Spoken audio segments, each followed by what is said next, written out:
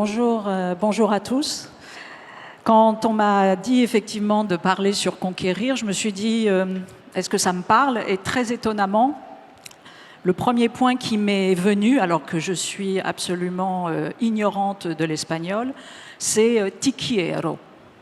Donc ce que j'ai entendu, c'est le latin de quérir, c'est le latin de l'amour, c'est le latin de, effectivement, être en quête de. Donc pas tellement la conquête sur comment valoriser le lien à autrui par la domination, par la force des larmes, par la force, vous avez vu, j'ai fait un joli lapsus, par la force des armes, mais comment valoriser le lien à autrui par le prendre soin.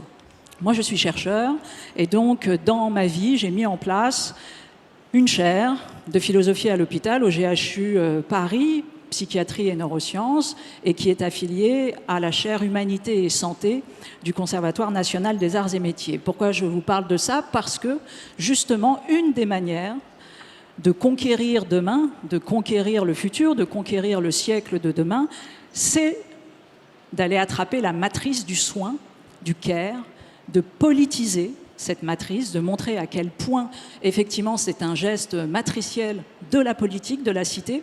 Et, en l'occurrence, je m'appuie pour ma part sur la question des humanités médicales.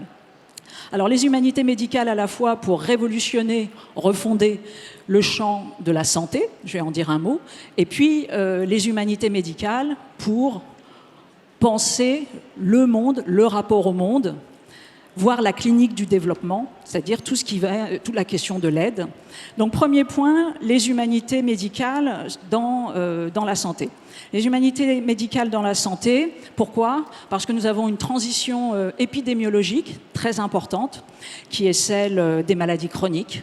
Alors en ce moment, avec la Covid-19, on le voit plus ou moins, puisqu'on a une réalité de l'infectieux, mais ce qui est, vous l'avez tous vu, ce qui est important aujourd'hui, c'est la combinaison infectieux et comorbidité, donc maladies chroniques. Or, les maladies chroniques, ça réinvente totalement le rapport à la guérison, pour une raison très simple, c'est qu'une maladie chronique, c'est souvent de l'incurable, vous êtes malade à vie, c'est souvent de l'évolutif.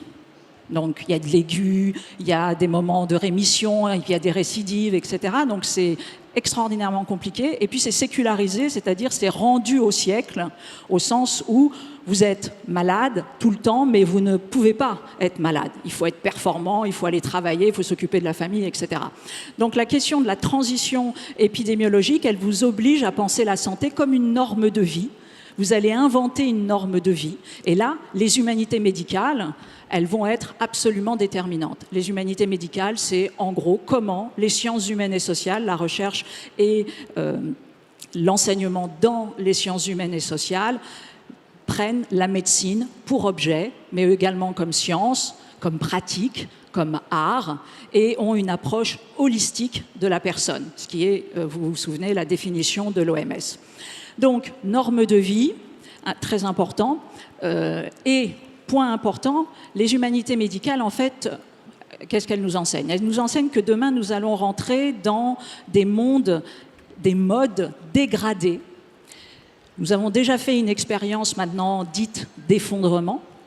Une expérience d'effondrement, c'est quand chacun d'entre nous, nous avions jusqu'à présent accès à une ressource de manière relativement équitable, dans un mode assez pléthorique.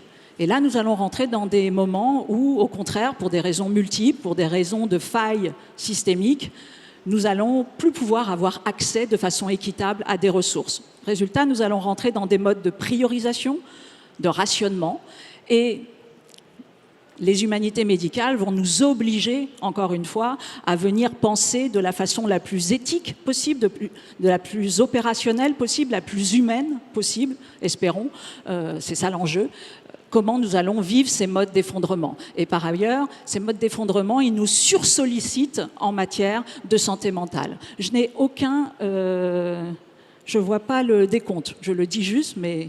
Ah, il est là-haut. D'accord, il est tout là-haut. Mon Dieu, alors ça va. Donc, dernier point sur les humanités médicales. Comment espérer que ça vienne transformer, si j'ose dire, notre ethos? On parlait de la conquête. Je suis un chercheur. Donc je suis nécessairement un conquérant au sens de quérant, celui qui cherche, celui qui s'efforce d'eux. Et je dirais qu'il y a trois manières de venir considérer que se prendre soin peut nous inviter à penser différemment le rapport au monde. Le premier point, c'est d'aller enquêter. Vous avez tout à fait compris que la conquête et l'enquête, c'est la question de la connaissance, et donc d'enquêter sur les modes de vulnérabilité.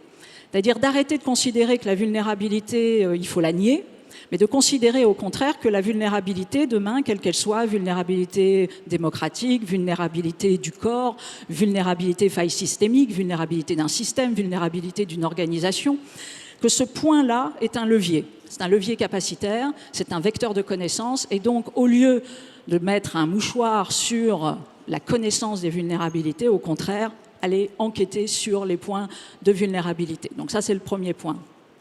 Le deuxième point, c'est de justement prototyper, donc de créer des proof of care, des proof of concept qui vont aller interroger la générativité de la vulnérabilité. Pourquoi la générativité de la vulnérabilité? Parce que la vulnérabilité, en fait, si on la démoralise, si on l'enlève, si on arrête de stigmatiser cette question, c'est de l'hypercontrainte, au sens mathématique du terme, on l'a dit plusieurs fois ici, et donc nécessairement ça produit de l'innovation. Et donc ça vient réinventer nos usages, nous obliger d'aller sur des protocoles de résilience nouveaux. Donc enquêter, prototyper, et puis dernier point, parce que c'est, je pense, essentiel, c'est de développer chacun de nous, en chacun de nous, un ethos.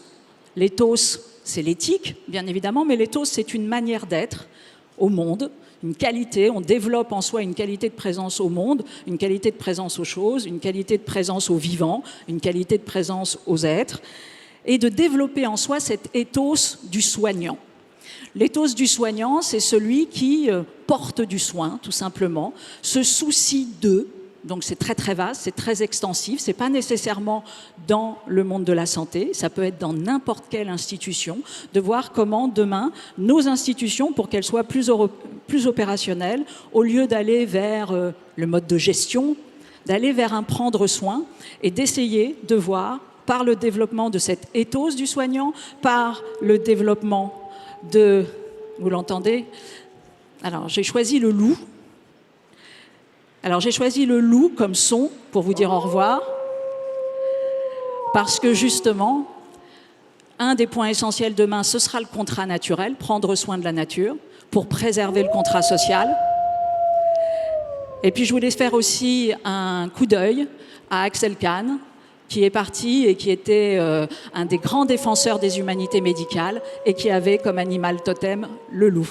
Voilà, je vous remercie.